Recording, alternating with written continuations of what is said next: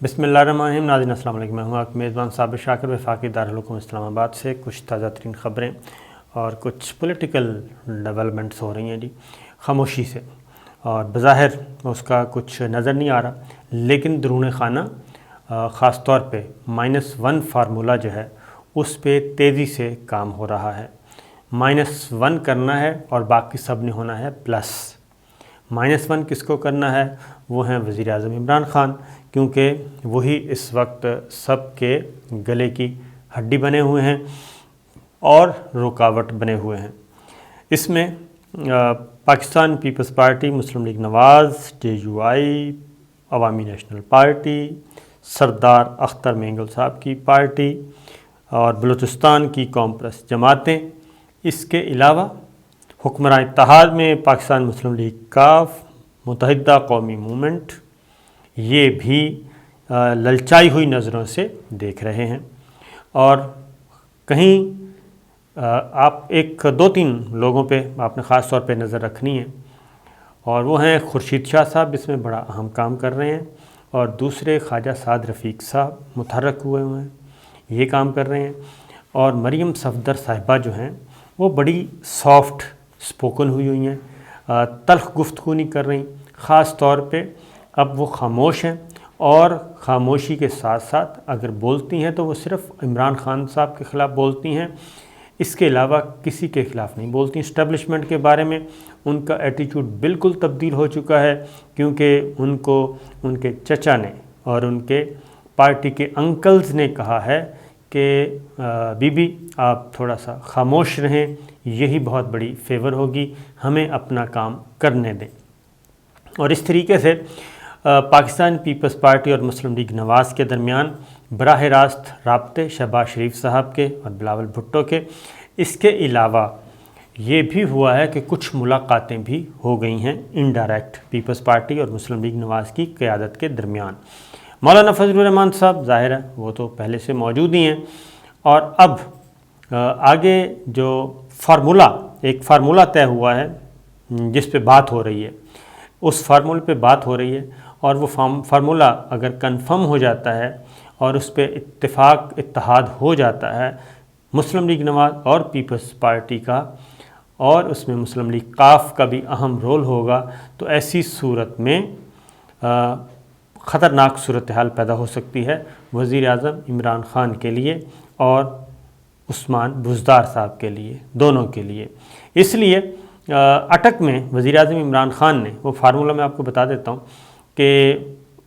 अटक में वज़ीर आज़म इमरान ख़ान ने ख़ास तौर पे ये कहा कि हम 5 साल के लिए आए हैं और उस्मान बुज़दार साहब भी 5 साल के लिए हैं। इसका मतलब है कि हम इकट्ठे आए हैं और इकट्ठे ही जाएंगे, और ये नहीं हो सकता कि किसी एक को हिलाया जाए, यानी कि उस्मान बुज़दार साहब को छेड़ा जाए तो फिर मैं बरकरार रहूँगा, बल्कि उन्होंने कहा फिर मैं भी उनके साथ ही चला जाऊँगा। और जाने का तरीका है कि वो कौमी असम्बली भी तोड़ सकते हैं, कुछ भी कर सकते हैं, लेकिन बहरहाल इस पे बात हो रही है। अब साथ साथ ये तो है फार्मूला, और इसकी इत्तलात बहरहाल मौजूद है ज़िम्मेदारों के पास, और इसीलिए इलेक्शन कमीशन ऑफ पाकिस्तान जो है वो क्या कर रहा है? इलेक्शन कमीशन ऑफ पाकिस्तान खामोशी से अपना काम कर रहा है, और चीफ़ इलेक्शन कमिश्नर की मुलाकात एक अपने ही एक इदारे के साथ, एक और इदारे के साथ जिसको नादरा बोलते हैं, उनके साथ भी उनकी एक मुलाकात हुई है। और उस मुलाकात में भी इत्तलात ये हैं कि नई वोटर्स लिस्ट जो है उसका भी बात की गई, और वोटर लिस्टों की तैयारी के बारे में बात की गई, और चीफ़ इलेक्शन कमिश्नर जो हैं वो वाज़ेह अहकामात दे चुके हैं कि नई वोटर लिस्ट जो है उसको अपडेट किया जाए और आइंदा आम इंतखाबात की तैयारी की जाए। अब आपको मालूम है कि अभी काफ़ी अरसा पड़ा है। अगर ड्यू टाइम देखा जाए इलेक्शन का, तो ड्यू टाइम बनता है अगस्त के बाद, यानी कि अगस्त 23 में पूरे होने हैं 5 साल, और उसके बाद फिर 90 डेज़ ऐड कर लें तो सितंबर, अक्टूबर नवंबर में इलेक्शन होने हैं 2023 में। तो काफ़ी अर्सा पड़ा है, लेकिन الیکشن کمیشن آف پاکستان میں کچھ غیر معمولی حرکات و سکنات دیکھی جا رہی ہیں، اور الیکشن کمیشن آف پاکستان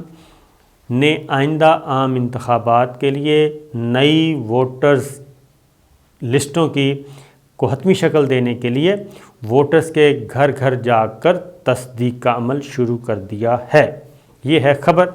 اور یہ عمل 6 دسمبر تک مکمل کر لیا جائے گا، تاکہ الیکشن کمیشن ادھر جو بتایا جا رہا ہے وہ تاکہ الیکشن کمیشن 2023 کے انتخابات میں استعمال کے لیے شفاف جو فہرستیں ہیں وہ تیار ملیں اسے۔ لیکن جو اطلاعات ہیں، جو سورسز بولتے ہیں کہ جس طریقے سے ای سی پی میں یہ ایکٹیویٹیز ہو رہی ہیں، اس سے لگتا نہیں ہے کہ یہ 2023 کے لیے تیاری ہو رہی ہے، بلکہ یہ تیاری ہو رہی ہے کہ کسی وقت بھی جو انتخابات ہیں اگر اناؤنس ہوتے ہیں 2022 میں تو اس کے لیے تیار رہنا چاہیے۔ اور ای سی پی نے جو ووٹر لسٹ کی تیاری کے لیے ٹائم لائن کے ساتھ جو پلان دیا ہے، اس کے مطابق چونکہ وہ کہتے ہیں انتخابات میں بہت کم وقت رہ گیا ہے، اور 5 جنوری 2022 کی آخری تاریخ ہے ڈیٹا انٹری شروع کرے گا، اور اس کے بعد پھر فل سٹاپ لگ جائے گا۔ پھر ایک اور بات بھی اس میں موجود ہے ای سی پی کے حوالے سے کہ ابتدائی ووٹر لسٹیں national database registration authority NADRA کے ذریعے پرنٹ کرنے کے بعد ضلعی الیکشن کمیشن کو بھیجے گا۔ اب نادرا جو ہے وہ بھی آن بورڈ ہے۔ میں جو بتا رہا ہوں کہ چیف الیکشن کمشنر اور چیئرمین نادرا کی ایک ملاقات ہو چکی ہے، اور اس سلسلے میں ہی اور نادرا بھی کافی تیزی سے کام کر رہا ہے اور ای سی پی کے ساتھ معاونت کر رہا ہے، اور 45 دن ہوتے ہیں اعتراضات کے، وہ گزر جائیں گے، اور اس طریقے سے 13 اپریل 2022 کو جو کمیشن ہے انتخابی فہرستوں کی پرنٹنگ کے لیے وہ مختص کر دیں گے، اور 13 اپریل 2022 ذہن میں رکھیے گا۔ اور ای سی پی نے 5 نومبر کو 12 کروڑ 10 لاکھ ووٹرز کے ناموں پر مشتمل موجودہ ووٹرز لسٹ کا ڈیٹا بھی جاری کر دیا، جس سے ظاہر ہوتا ہے کہ 45 سال سے کم عمر کے ووٹرز کا تناسب زیادہ سے زیادہ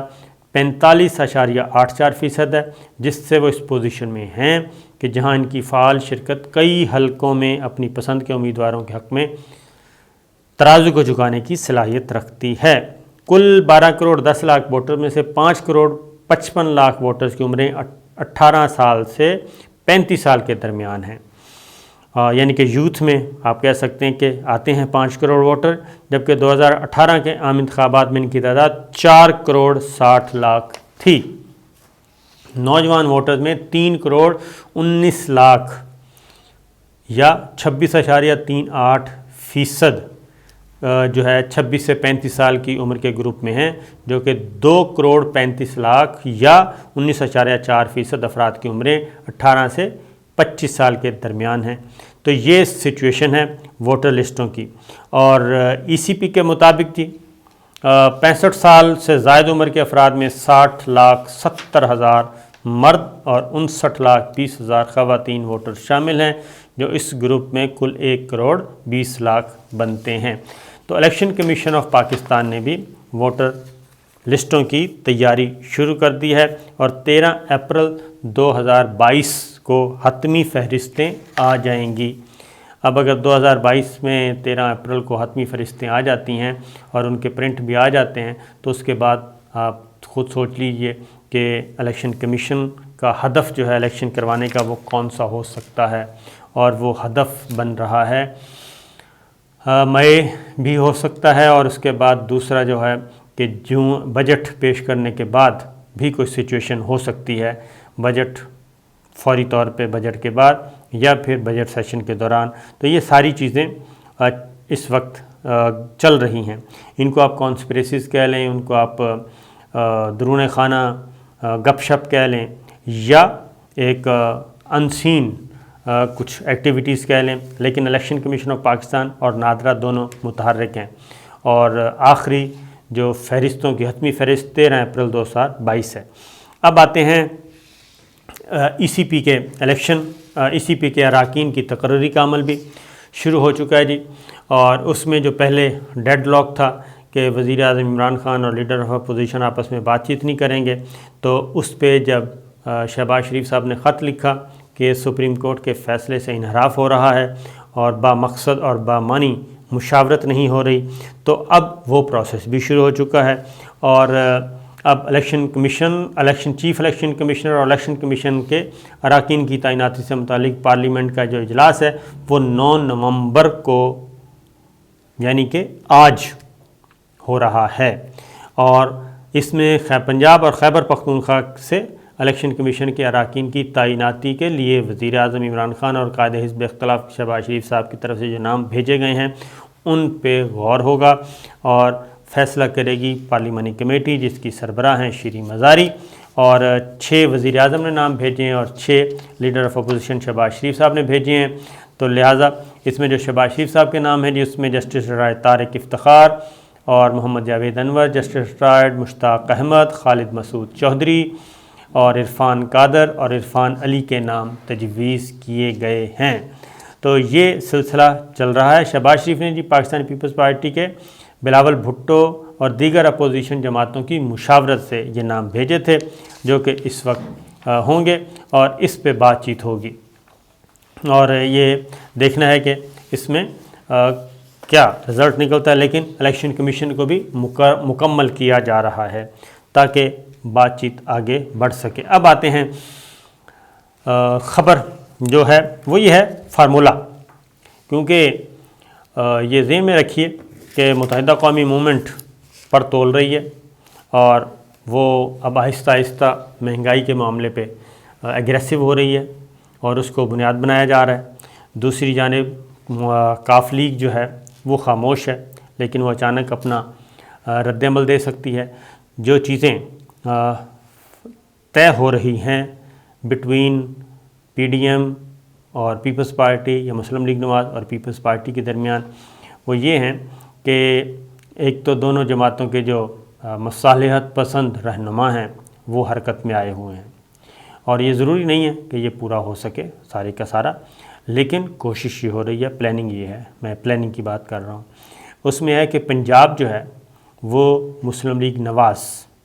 کو سی ایم شپ دے دی جائے پنجاب کی، اور اس کے لیے مسلم لیگ کاف، ظاہر ہے مسلم لیگ کاف کے بغیر تو نہیں ہوگا، اور مسلم لیگ نواز اور کاف لیگ اور پیپلز پارٹی مل کے حکومت بنائیں وہاں پہ،